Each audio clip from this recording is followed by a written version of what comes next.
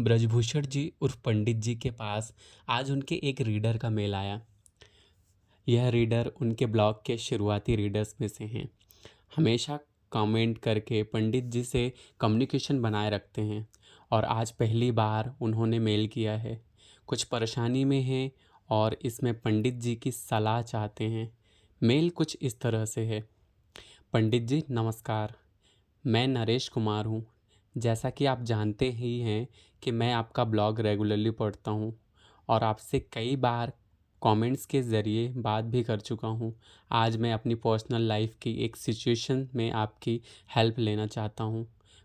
मैं चाहता हूँ कि आप पहले मेरी सिचुएशन को समझें और फिर मुझे गाइड करें कि मुझे क्या करना चाहिए। मेरी समस्या मेरी फैमिली से जुड़ी है। मेरी फैमिली यानी परिवार में मैं, मेरी पत्नी सुधा और हमारा एक बेटा है। मेरा बेटा बहुत पहले ही विदेश में सेटल हो चुका है। उसकी शादी भी हो चुकी है और एक बेटी भी है। मैं और सुधा साल में एक बार बेटे के पास चले जाते हैं। कभी कभार बेटा भी अपने परिवार के साथ आ जाता है। मुझे और मेरी पत्नी को बेटे के बाहर सेटल होने से कोई परेशानी नहीं है। उल्टा हम खुश हैं कि वो अपनी फैमिली और करियर में खुश है और मैं और सुधा भी साथ में बहुत खुश सुखी हैं। हम दोनों तंदुरुस्त हैं।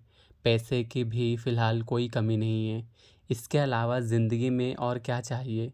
लेकिन हम इंसान अपने लिए कोई ना कोई दुख ढूंढ ही लेते हैं। सुधा एक बहुत अच्छी इंसान है, बहुत केयरिंग भी है। उसके साथ मेरा जीवन बहुत अच्छे से बीता है। लेकिन उसकी एक आदत की वजह से वो खुद भी परेशान रहती है और मुझे भी परेशान करती है। ये आदत है फालतू के सामान को सुरक्षित और संभाल कर रखने की। वो कभी भी किसी चीज़ को फेंकती नहीं है, चाहे वो सालों से इस्तेमाल क्यों ना हो, ख़राब हो या किसी काम की ना रह गई हो, तब भी उसे बहुत संभाल कर रख देती है। मैं अगर कबाड़ को फेंकना चाहूँ तो वो मुझसे लड़ पड़ती है। हमारे घर में हमारी शादी के बाद से अब तक का ऐसा सामान मौजूद है जो कभी खुला ही नहीं है, संदूकों में बंद है, लेकिन हम उसे फेंक नहीं सकते। मुझे मेरा घर कबाड़ खाना नज़र आता है। मैं कितना भी गुस्सा हो जाऊं, लेकिन सुधा मेरी इस बात को कभी नहीं मानती कि हमें इस कबाड़ खाने की सफाई की ज़रूरत है। लेकिन इस आदत के पीछे भी एक वजह है और इस वजह को मैं समझता भी हूँ। लेकिन अब जब वो वजह नहीं रही तो मुझे लगता है उसे इस आदत को भी छोड़ देना चाहिए। मेरी पत्नी का बचपन बहुत गरीबी में बीता। उसकी एक बहुत बड़ी जॉइंट फैमिली थी जिसमें बहुत सारे लोग एक ही छत के नीचे रहते थे। उसके परिवार में कमाने वाले कम और खाने वाले ज़्यादा थे।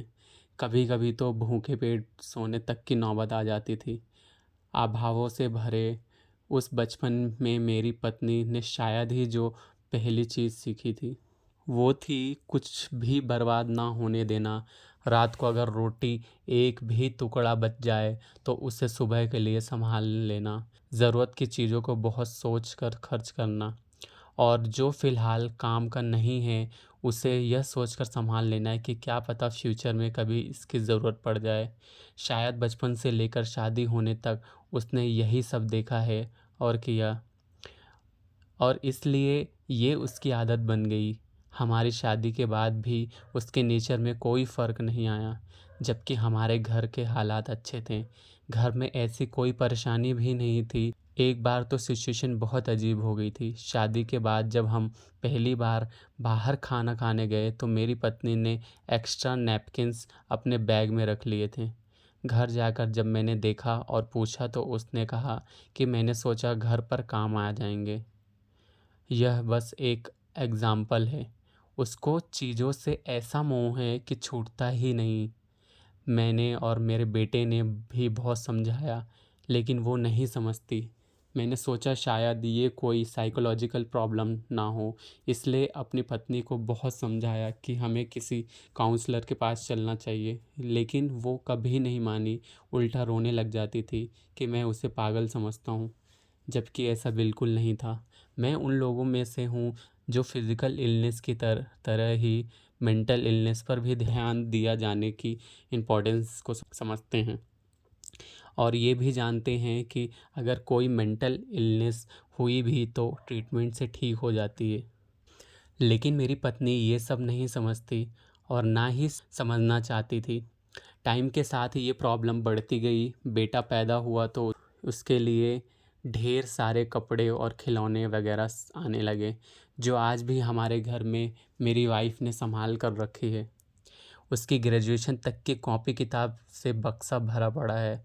मेरी वाइफ ने शायद ही कभी कुछ ऐसा बाहर फेंका होगा जो पूरी तरह बर्बाद ना हो गया।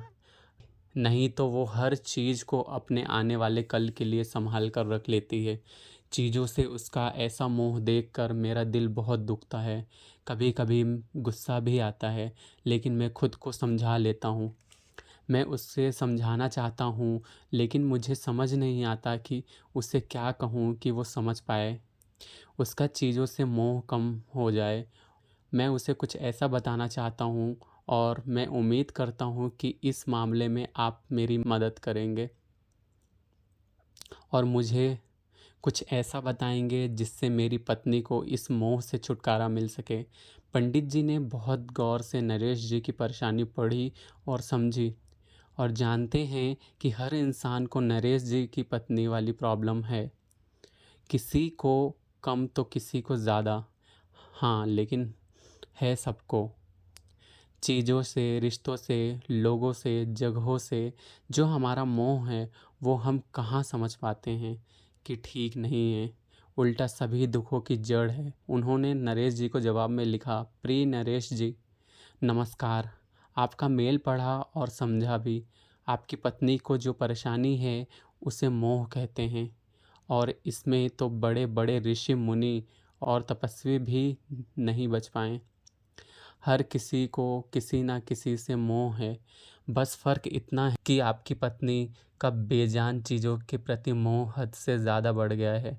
इसी मोह के कंट्रोल में होकर अर्जुन ने युद्ध से मना कर दिया था, और तब भगवान श्री कृष्ण ने उन्हें गीता का ज्ञान सुनाया था। इस मौके के बारे में भगवान ने गीता में बहुत डिटेल में बताया है। एक श्लोक मैं यहाँ आपको बताता हूँ। सत्वात् संजायते ज्ञानम रजसो लोभ एव च प्रमाद मोहो तमसो भवतो अज्ञानमेव च। इसका मतलब यह है कि नेचर ने हम इंसानों को 3 तरह के गुणों से बनाया है। हर इंसान में यानी 3 गुण मौजूद हैं। यानी सिंपल लैंग्वेज में ऐसे समझिए, पहला गुण है सत्व गुण या आम बोलचाल में सद्गुण। दूसरा गुण है रजगुण और तीसरा गुण है तम गुण। अब इनका फ़र्क भी समझिए कि सद्गुण से इंसान के अंदर नॉलेज और रजगुण से ग्रीड पैदा होती है। तम गुण से गुस्सा और मोह पैदा होता है। नेचर जब भी इंसान को कुछ देती है तब उसके पीछे बहुत से कारण होते हैं। इन तीनों के पीछे भी जो कारण है, आइए उन्हें समझते हैं। जो रजगुण है उसकी वजह से इंसान के अंदर मोह माया पैदा होती है, और इसी वजह से ये सृष्टि आगे बढ़ती है। ये प्राणियों के अंदर अपना वंश बढ़ाने की इंस्पिरेशन देने वाला गुण है। सद्गुण को आप सतयुग से रिलेट कर सकते हैं। ये इंसान के अंदर अच्छाइयाँ बढ़ाने वाला गुण है। इस दुनिया में जो भी जिंदा है उसके अंदर प्यार और दया जैसे इमोशंस बढ़ाने वाला यही गुण है। इस गुण की वजह से ही यह दुनिया रहने लायक बनती है। अब बात करते हैं तम या तमोगुण की। तम का मतलब होता है अंधेरा। इससे हम समझ सकते हैं कि किस गुण की वजह से प्राणियों के मन में बुरे इमोशंस जैसे कि गुस्सा और लालच वगैरह बनाते हैं। ये तीनों गुण इस सृष्टि के लिए बहुत ज़्यादा ज़रूरी है। इन्हीं से यहाँ बैलेंस बनता है।